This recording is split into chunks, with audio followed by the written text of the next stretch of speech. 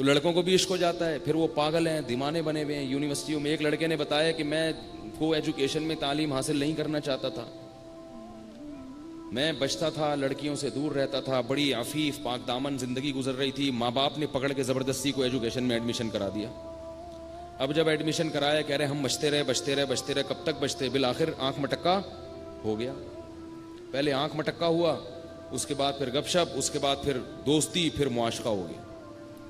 کہہ رہے ہیں وہاں میری شادی نہیں ہو سکتی، اگر میں ان کے گھر گیا نا، کچھ میرے اپنے الفاظ بھی ہوتے ہیں تعبیر میں، پورے ان کے نہیں ہیں، میں سمجھانے کے لیے نا اپنے الفاظ کا تڑکا لگا دیتا ہوں کہ میں اگر ان کے گھر رشتے لانے گیا تو وہ لوگ میرے پیچھے کتے چھوڑ دیں گے، ٹھیک ہے نا، یعنی کوئی وہ حساب کتاب بنتا ہی نہیں ہے نا، تو کوئی امکان ہی نہیں ہے۔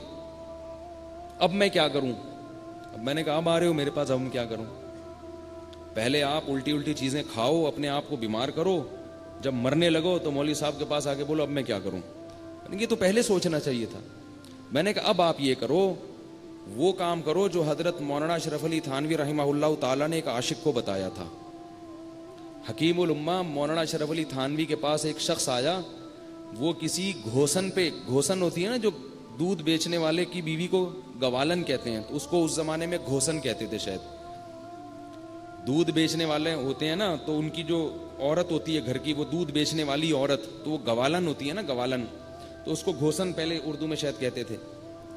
تو وہ کوئی خوبصورت تھی، تو ایک دودھ خریدنے جاتا تھا ایک بندہ اس سے، تو ہوتے ہوتے آہستہ آہستہ عاشق ہو گیا، تو اتنا پریشان ہو گیا کہ وہ دماغ میں اس کے دل میں بیٹھ گئی وہ۔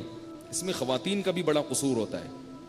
ایک بات یاد رکھو، یہ خواتین سب ایسے نہیں ہوتی جو بیان سن رہی ہیں، ان کے علاوہ کی بات کر رہا ہوں کہ بعض خواتین بندے کو پہلے فری کراتی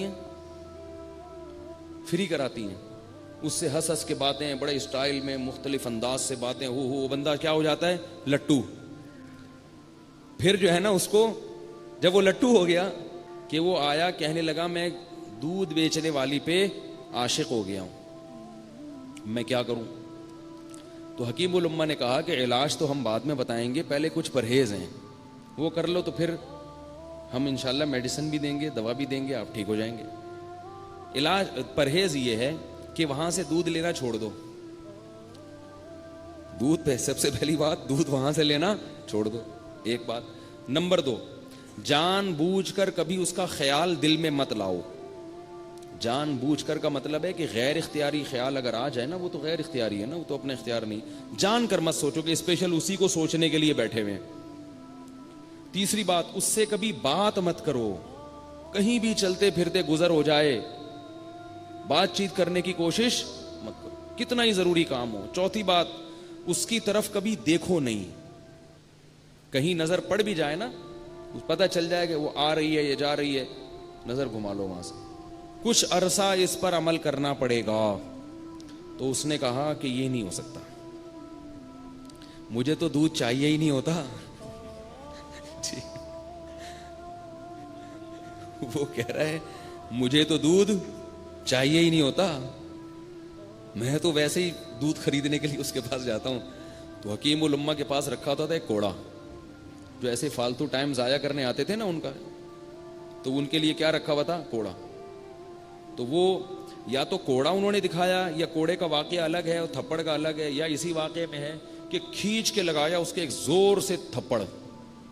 پہلے زمانے میں نا لوگ علماء کا احترام کرتے تھے، اگر یہ بڑے بزرگ اکابر کسی کو تھپڑ بھی مار دیتے تھے نا، تو لوگ اس پہ تکبر نہیں کرتے تھے کہ بس ٹھیک ہے حضرت بڑے بزرگ ہیں، تھپڑ کھا لیا تو کوئی، سادہ سمجھتے تھے لوگ۔ تو ایک کھینچ کے لگایا زور سے تھپڑ، اور بولا کہ علاج کرانے آتے ہو مگر ڈاکٹر کی بات مانتے نہیں ہو۔ کوئی ڈاکٹر کے پاس جائے علاج کرانے اور ڈاکٹر کے ٹیکا لگاؤں گا، وہ کہے کہ نہیں ٹیکا تو نہیں لگاؤں گا میں، وہ کہے یہ دوا کھا لو، کہہ یہ والی بھی نہیں کھاؤں گا، تو ڈاکٹر لات مار کے بھگائے گا کہ نہیں بھگائے گا؟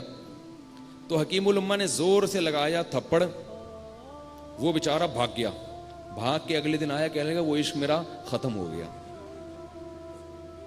وہ ایک تھپڑ ایسا زوردار لگا ہے کہ وہ میرا 14 طبق کیا ہو گئے، روشن ہو گئے۔ تو یہ جتنے عاشقین ہیں ان کا اصل علاج یہ ہے کہ ان کو پکڑ کے کیا لگائی جائے؟ ٹھیک ٹھاک طریقے سے کٹ لگائی جائے، طبیعت ان کی کیا ہو جائے گی؟ سیٹ۔ ماں باپ نے بالکل چھوڑا ہوا ہے، ماں باپ نے بالکل فری ہینڈ دیا ہوا ہے، لڑکیوں سے باتیں ہو رہی ہیں موبائل پہ, امی میں رہ نہیں سکتا اس کے بغیر, امی میں یوں نہیں کر سکتا, امی ابو کو بتا نہیں رہی ہیں, اور ابو کو اگر پتہ بھی چل جائے ابو کو اپنا زمانہ یاد آ جاتا ہے. ٹھیک ہے, وہ کہتے کیا ہو گیا بھائی, ہم بھی تو ایسے ہی تھے. او بھائی اگر آپ ایسے تھے تو غلط تھے, آپ کے ابا اگر آپ کو ٹھکائی لگا دیتے تو آپ بھی ایسے نہ ہوتے, اور آج آپ کا بچہ بھی ایسا نہ ہوتا. تو اصل علاج یہ کہ 2-3 کس کس کے چترول لگیں تو طبیعت کیا ہو جاتی ہے, ٹھیک. لیکن اب چترول لگائے گا کون؟ وہ حکیم الامہ کا دور تو گیا نا. تو اب پھر علماء مشورے دیتے رہتے ہیں, بھائی یوں کر لو تو بھائی یوں کر لو, تو بھائی یوں کر لو. لوگ مانتے نہیں ہیں, بیماری بڑھتی چلی جاتی ہے, بڑھتی چلی جاتی ہے. بڑی خطرناک بیماری ہے. جس میں یہ پیدا ہو جائے تو حل کیا ہے؟ یا تو فوراً نکاح کر لو اس سے. نکاح اگر نہیں ہو سکتا, بعض دفعہ نکاح ہو نہیں سکتا لیکن شیطان نہ خام خواہ کی امیدیں دلاتا ہے کہ ہو سکتا ہے, تو اس سے تعلق, بہت طویل تعلق قائم رکھتے ہیں لوگ, 5-5 6-6 سال, شاید ابھی ہو جائے, شاید ابھی ہو جائے. ایسا نہیں ہے, پتہ چل جاتا ہے بھئی یہاں ہو سکتا ہے کہ نہیں ہو سکتا. نکاح ہو جائے تو اللہ کی نعمت ہے, نہیں ہو تو اب اللہ کے لیے قربانی دو. اور یہ قربانی میں سمجھتا ہوں کہ اس زمانے میں اس سے بڑی قربانی کوئی نہیں ہے کہ انسان اللہ کی خاطر اپنی محبوب چیز کو چھوڑ دے. اس پہ اللہ بہت نوازیں گے, بہت نوازیں گے, بہت نوازیں گے اللہ تعالیٰ اس پہ. بڑھاپا سوچ لیا کرو نا, بڑھاپا اپنے محبوب کا یا محبوبہ کا بڑھاپا دیکھ لو. کتنی خوبصورت سے خوبصورت عورت ہو, 70 سال 80 سال میں کیا ہو جاتا ہے. کتنا ہی ہینڈسم جوان مرد ہو, بڑھاپے میں جب منہ میں دانت نہ ہو اور پیٹ میں آنت نہ ہو تو کیا حال ہوتا ہے. یہ جو فلمی ہیرو ہوتے ہیں نا, ہیرو, پرانی فلموں کے ہیرو کے, کوئی پہلے ایک ہیرو نکالیں گوگل پہ 1970 کا ہیرو, پھر دیکھیں کہ یہ 2015 میں کیسا لگ رہا ہے. گوگل پہ آج سرچ کریں, ویسے تو فلمیں دیکھنا جائز نہیں ہے لیکن صرف ہیرو کو دیکھیں عبرت کے لیے. ہیرو نکالیں 1970 کا یا 65 کا, کوئی ہیرو نکالیں جو اس زمانے میں بڑا ہٹ تھا, اور اب دیکھیں کہ وہ 2017 میں کیا ہے. میرا خیال ہے اس کے گھٹنوں, اب بہت سے تو زندہ ہی نہیں ہوں گے, اور جو ہوں گے تو آدمی دعا کر رہا ہوگا کاش یہ زندہ نہ ہوتے. عجیب حالت ہو جاتی ہے. ان سے بولو اب ذرا ناچو نا, اب ذرا ہلو. اسی طرح ہیروئنوں کا حال ہے, جن پہ لوگ جو حسن کے جو ہے نا انعامات جن کو ملتے ہیں, کوئی پوری دنیا میں سب سے حسین بڑا حسن کا انعام ملا, اور خواتین پہ بڑھاپا جلدی آ جاتا ہے.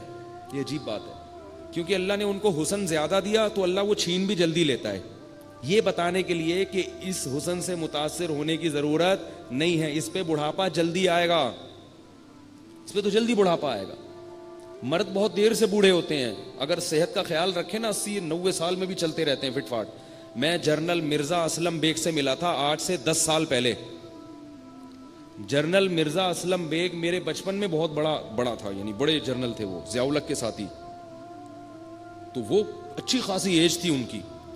تو میں سن 2007 میں جنرل مرزا اسلم بیگ سے کسی جامعہ میں کوئی میٹنگ تھی, وہاں وہ انوائٹ تھے تو ملاقات ہو گئی. اس وقت ان کی ایج تھی 80 سال. میں نے اتنا صحت مند آدمی 80 سال کا زندگی میں پہلی دفعہ دیکھا. کوئی ذرا سے بھی آثار لگ ہی نہیں رہے تھے کہ کہیں سے بڑھاپے کے آثار ہوں, اور کھڑے ہو کر انہوں نے اسپیچ کی, لگ ہی نہیں رہا تھا کہ یار یہ. تو میں اس وقت حیران ہو رہا تھا, یہ ہمارے بچپن کے میں اتنی ایج تھی, تو اب بھی ویسے کے ویسے ہی ہیں. اور اب اس واقعے کو 10 سال ہو گئے, اب وہ کم سے کم بھی 90 سال کے ہو گئے ہوں گے, ابھی بھی فٹ فاٹ ہیں, زندہ ہیں, چل پھر رہے ہیں. تو مرد میں زیادہ حسن نہیں ہے تو بڑھاپا دیر سے آتا ہے. عورتوں کے حسن سے لوگ جلدی متاثر ہوتے ہیں. زیادہ معاشقے جو ہے نا, عورت کو مرد سے نہیں ہوتے, زیادہ تر معاشقے کہاں ہوتے ہیں, مردوں کو عورتوں سے ہوتے ہیں. تو اللہ نے ان کو زیادہ جلدی عبرت کا نشان بنا دیتے ہیں تاکہ مرد ان کے فتنے میں مبتلا نہ ہو. اللہ بتا دیتے ہیں یہ بہت جلدی 10 15 20 سال کی کہانی ہے, پھر یہ کسی کی نانی ہوگی یا کسی کی دادی ہوگی, بہت جلدی. اس کی مثال دیتے ہیں ماہرین کے, پھول جو ہے نا, پھول وہ جلدی مرجھا جاتا ہے. تو اس لیے ابراہیم علیہ السلام کا جملہ یاد رہے گا, لا احب الآفلین, میں فنا ہونے والوں سے محبت. بولو نا, یہ یاد کرو جملہ بھائی, ختم ہونے والی چیزوں سے دل نہیں لگایا جاتا. ختم ہو جائے گا, بھاگ جائے گی, مر جائے گی, بڈھی ہو جائے گی,